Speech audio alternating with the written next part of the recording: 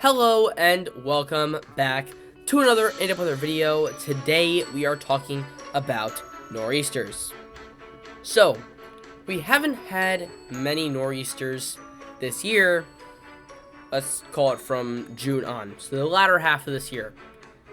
And even if we have had any, one, they haven't been that impressive. Two, they haven't contained snow. Now, we could be seeing a nor'easter with snow that is impressive, but there are a few prerequisites that we'll need to see that happen. Let's get right on into it. So, we are on the NAM 3km model, as this is our next system. It's loaded up mostly on the NAM 3. We'll use the NAM 12 later. But, let's just take a look. So we have moisture coming off of Mexico, moving into the Gulf of Mexico, and we have a low pressure that forms, continues to move through the Gulf of Mexico. This is where the storm gets most of its strength as it crosses over into Florida. You can see 1,005 millibars, and it has gotten pretty good strength, but it crosses over and continues to intensify. As it does so, we have a jump back south, and we can see here at the end of this loop, we have a 998 millibar low pressure system that's pulling in cold air behind it with plenty of moisture out in front. Now, at the moment, Cape Cod will see some of this moisture as rain. The only main prerequisite, besides the actual low moving further to the west and bringing in some of that moisture, is a stronger low pressure system that could bring in more cold air, or if we click back a few, we have this other low pressure. If that becomes stronger and brings in more cold air behind it, or if this high pressure here is stronger and brings in more cold air, we could see snow from that.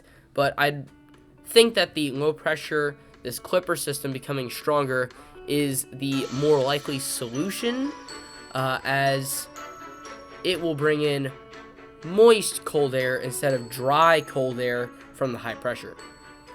So at the end of this model run, we can see not much going on. Now, in terms of, let's go to 60 hours.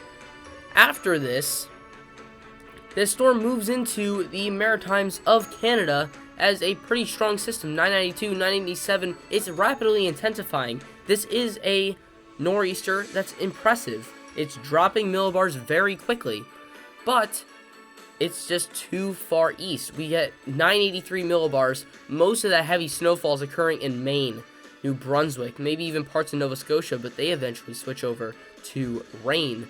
So just a little bit too late. If we see that rapid intensification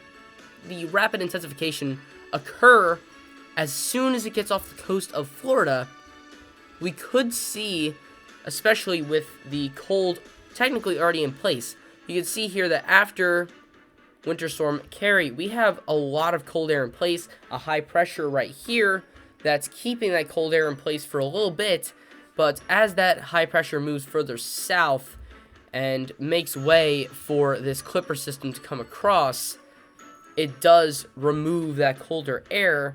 So if that low pressure system for the Clipper is just weak, it is weak at the moment. If this does occur exactly how the NAM says it will, we don't have cold air in place.